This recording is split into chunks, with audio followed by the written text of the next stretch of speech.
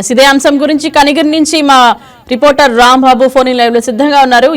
Good morning Rambabu, చెప్పండి అసలు పాలు తాగిన తర్వాత ఆరోగ్య సమస్యలు కనిపిస్తే ఎటువంటి చర్యలు తీసుకోవాలి? Good morning Indraja.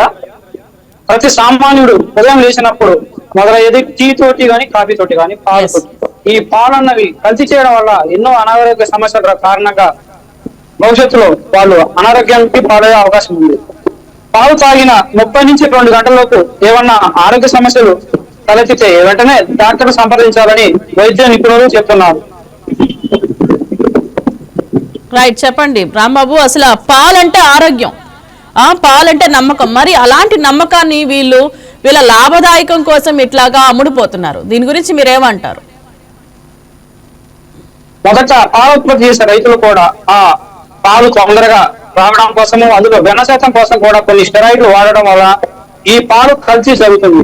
తర్వాత పాశ్చరైజేషన్ చేసే సమయంలో కూడా కొంత కెమికల్ కలపడం, అంటే డిటర్జెంట్లు కానీ, పామాయిల్ కానీ, ఫోలిక్ యాసిడ్ కానీ ఇలాంటి విష పదార్థాలు, రసాయనాలు కలపడం తోటి అవి చిన్నపిల్లల ఆరోగ్యం పైన,